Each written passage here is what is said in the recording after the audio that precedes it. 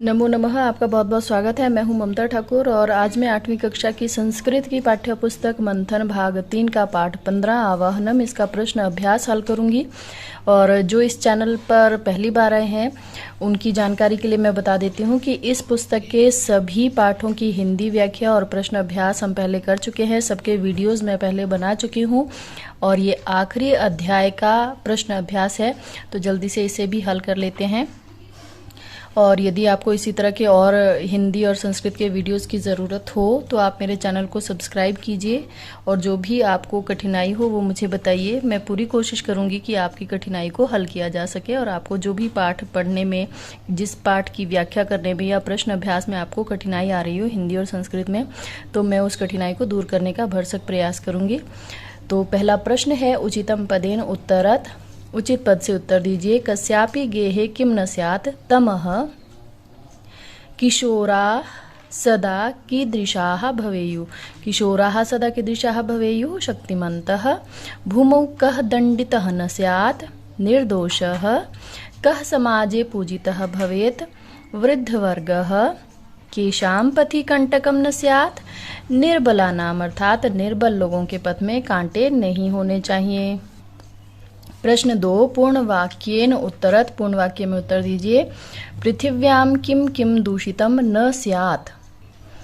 उत्तरम पृथिव्याम जलम फलम दुग्धम तथाश्च अन्नम दूषितम न स्यात्। ख किशोराः कीदृशाः भवेयुः। उत्तरम किशोराः सदाचारवन्तो सुधादृष्टिवन्तो शक्तिमन्तो तथाश्च ज्ञानवन्तो भवेयुः। प्रश्न 3 रेखांकित पदानि आधृत्य प्रश्न निर्माणम कुरुत। अब जो रेखांकित पद दिए हैं इनके आधार पर प्रश्न निर्माण कीजिए। मार्गेषु दस्यु भीतिः न स्यात्। तो दस्यु भीतिः का यहाँ पर क्या हो जाएगा। मार्गेषु किम न स्यात्, यहाँ पर आएगा किम। मार्गेषु किम न स्यात् और आगे प्रश्नवाचक चिन्ह। नीरम विना शस्यम शुष्कताम न यातु। अब यहाँ पर नीरम जो है द्वितीय विभक्ति है, तो द्वितीय विभक्ति के साथ यहाँ पर विना का प्रयोग किया गया है। वैसे आपकी जानकारी के लिए बता देती हूँ कि संस्कृत व्याकरण में एक सूत्र है, पृथक विना नानाभिर तृतीया अन्यतरस्याम। इस सूत्र के द्वारा ये सूत्र ये व्याख्या करता है कि विना के योग में तृतीय विभक्ति, द्वितीय विभक्ति और पंचमी विभक्ति का प्रयोग किया जाता है। ज़्यादातर द्वितीय और पंचमी और कहीं कहीं विकल्प से तृतीय विभक्ति का भी प्रयोग किया जाता है इस सूत्र के अनुसार। तो जहाँ कहीं भी पृथक या विना या नाना शब्दों का प्रयोग होता है वहाँ पर द्वितीय, तृतीय और पंचमी विभक्ति का प्रयोग किया जाता है।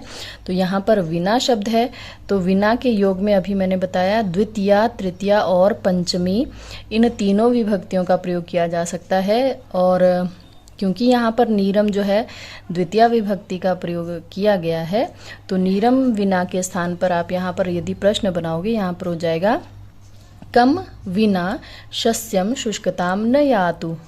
कम विना।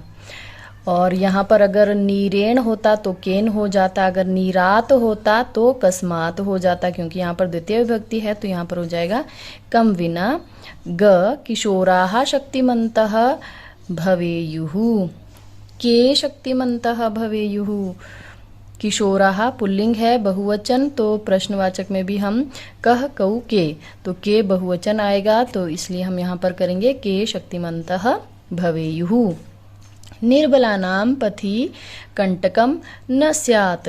निर्बलों के पथ में कांटे नहीं हों। अब निर्बलानाम यहाँ पर षष्ठी बहुवचन है तो यहाँ पर हो जाएगा केशाम। केशाम पथि कंटकम न स्यात्।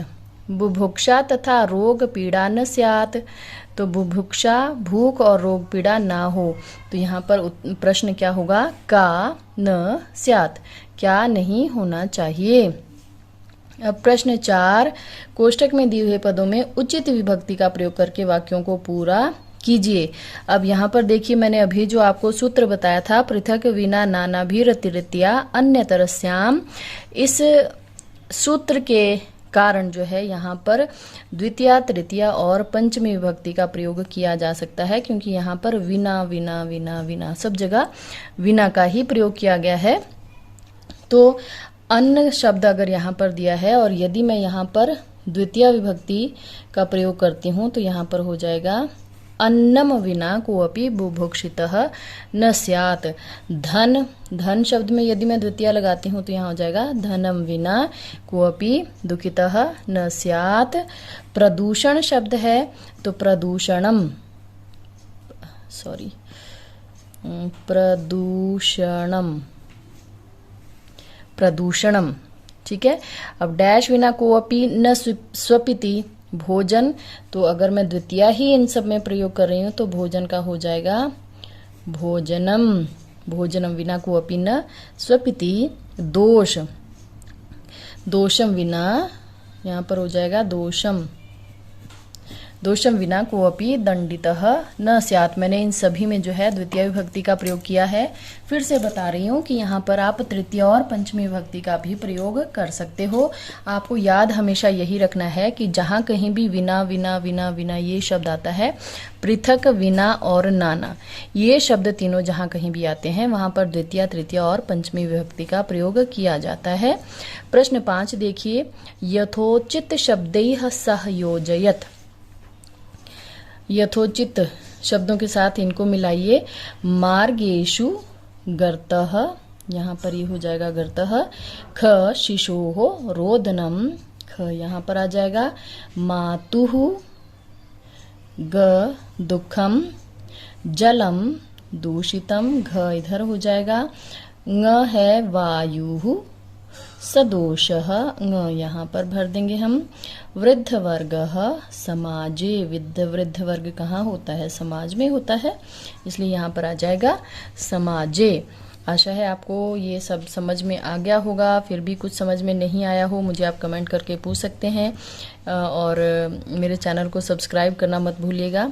वीडियो को पूरा देखने के लिए आपका बहुत बहुत धन्यवाद।